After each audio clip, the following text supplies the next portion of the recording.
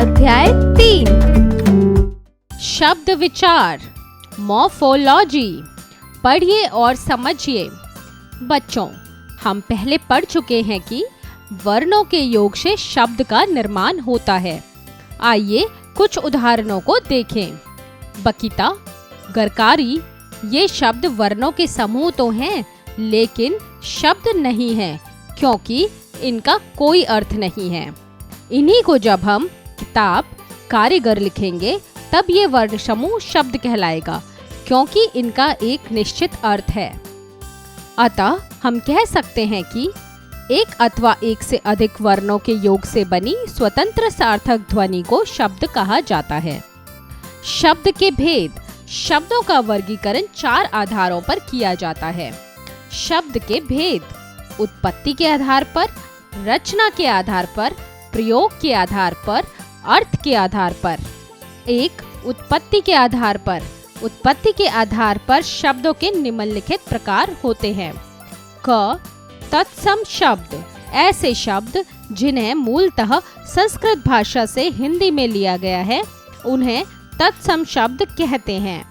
ये शब्द संस्कृत से हिंदी में बिना किसी परिवर्तन के स्वीकार किए गए हैं, जैसे सूर्य, मयूर आदि। ख. तद्भव शब्द। ऐसे शब्द जिन्हें संस्कृत भाषा से परिवर्तित करके हिंदी में प्रयोग किया जाता है, उन्हें तद्भव शब्द कहते हैं, जैसे पत्र से पत्ता, पक्षी से पंछी। ग. देशज शब्द। ऐसे शब्द जिन्हें संस्कृत भाषा से छोड़कर अन्य भाषाओं से लिया गया है, उसे देशज शब्द कहते हैं, जैसे लोटा, पेटी, खिड़की, चुन्नी आदि। घ. विदेशज शब्द। ऐसे शब्द जो विदेशों से आवागमन और निकटता बढ़ने के कारण हिंदी में सम्मिलित हो गए, वे विदेशज शब्द कहलाते हैं।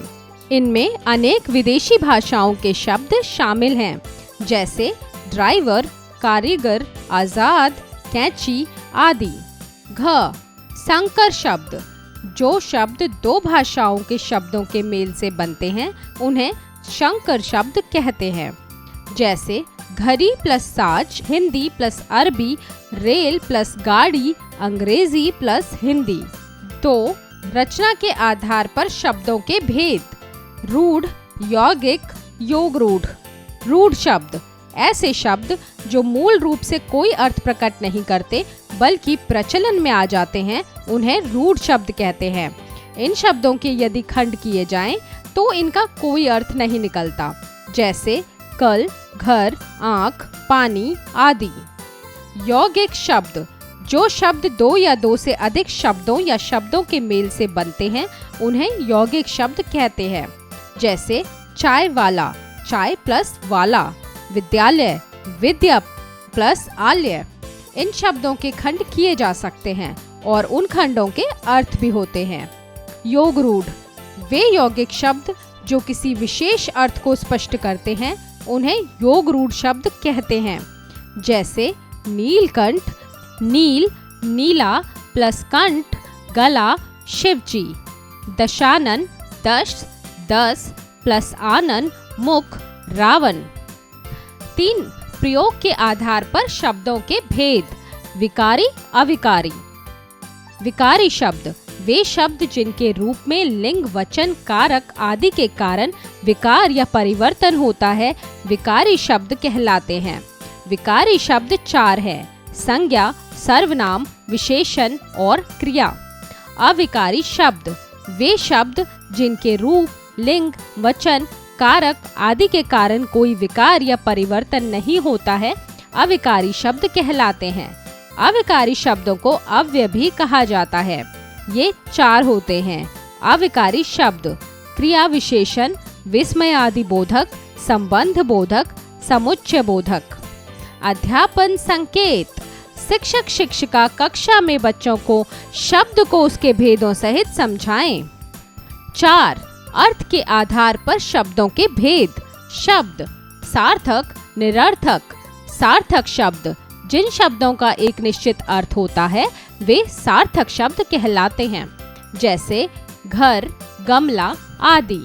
निरर्थक शब्द जिन शब्दों का कोई अर्थ नहीं होता वे निरर्थक शब्द कहलाते हैं, जैसे रग, वमला आदि। आइए पुनरावृत्ति करें। वर्णों का सार्थक मेल शब्द कहलाता है। अर्थ के आधार पर शब्दों के दो भेद हैं, सार्थक तथा निरर्थक। प्रयोग के आधार पर शब्दों के भेद हैं, संज्ञा, सर्वनाम, विशेषण, क्रिया। रचना के आधार पर शब्दों के भेद हैं, रूढ़, यौगिक, योग रूढ़। उत्पत्ति के आधार पर शब्दों के भेद हैं, तद्भव, तत्सम, देशज, विदेशज। अभ्यास कार्य, मौखिक कार्य, स्पीकिंग स्किल्स। निम्नलिखित प्रश्नों के उत्तर दीजिए। क, शब्द से आपका क्या तात्पर्य है? उत्तर, वर्णों का सार्थक मेल शब्द कहलाता है। ख, शब्दों को किन आधारों पर वर्गीकृत किया जाता है? उत्तर, शब्द को दो आधार पर वर्गीकृत किया जाता है, सार्थक और निरर्थक। ग, योग रूढ़ और यौगिक शब्दों का अर्थ बताइए। उत्तर, जो शब्द दो या दो से अधिक शब्दों के मेल से बनते हैं वह यौगिक शब्द कहलाते हैं। इसके अलावा वे शब्द जो किसी विशेष अर्थ को दर्शाते हैं वह योग रूढ़ शब्द कहलाते हैं। लेखन कार्य, राइटिंग स्किल्स। 1, निम्नलिखित प्रश्नों के उत्तर दीजिए। क, उत्पत्ति के आधार पर शब्दों के कितने भेद होते हैं? नाम लिखिए। उत्पत्ति के आधार पर शब्दों के 4 भेद होते हैं, तत्सम, तद्भव, देशज और विदेशज। ख, देशज शब्द किसे कहते हैं? सउदाहरण लिखिए। उत्तर, ऐसे शब्द जिन्हें संस्कृत भाषा की बजाय किसी अन्य भाषा से लिया गया है वह देशज शब्द कहलाते हैं। ग, अर्थ के आधार पर शब्दों के भेदों के नाम लिखिए। उत्तर, अर्थ के आधार पर शब्द के 2 भेद होते हैं, सार्थक और निरर्थक। घ, विकारी तथा अविकारी शब्दों में अंतर लिखिए। उत्तर, वे शब्द जिनमें लिंग, वचन, कारक के अनुसार परिवर्तन होता है वह विकारी शब्द कहलाते हैं, परंतु जिन शब्दों में लिंग, वचन, कारक के अनुसार परिवर्तन नहीं होता है वह अविकारी शब्द कहलाते हैं। 2, नीचे दिए गए प्रश्नों में उचित विकल्प का चयन कर सही का चिन्ह लगाएं। क, घी शब्द कैसा शब्द है? तत्सम, तद्भव, देशज, विदेशी। उत्तर, तद्भव। ख, वकील कैसा शब्द है? देशज, विदेशी, रूढ़, यौगिक। उत्तर, देशज। ग, हाथ का तत्सम शब्द क्या है? हस्त, हाथी, हस्ती, कुछ भी नहीं। उत्तर, हस्त। 3, दिए गए शब्दों में अंतर स्पष्ट कीजिए। क, यौगिक शब्द, योग रूढ़। उत्तर, विद्यालय, चाय वाला, दशानन, गजानन। ख, तत्सम। उत्तर, हस्त, घृत, तद्भव। उत्तर, पत्ता, पंछी। 4, शब्दों के उचित मेल से नए शब्द बनाइए और लिखिए। 1, उत्तर, सेनापति। 2, उत्तर, राजकुमार। 3, उत्तर, नीलकंठ। 4, उत्तर, चिड़ियाघर। सोचें, विचारें, क्रिटिकल थिंकिंग। 5, सुंदर और सकारात्मक शब्दों का हमारे जीवन में क्या महत्व है? सोच विचार कर एक संक्षिप्त टिप्पणी लिखिए। उत्तर स्वयं करें। खेल खेल में, ब्रेनस्टॉर्मिंग एक्टिविटी। 6, विकारी शब्द के प्रकार लिखिए। 7, अविकारी शब्दों के प्रकार लिखिए। उत्तर स्वयं करें। प्रेरणादायक मूल्य, ऐसी बानी बोलिए मन का आपा खोए, औरन को शीतल करे, आपहु शीतल होए।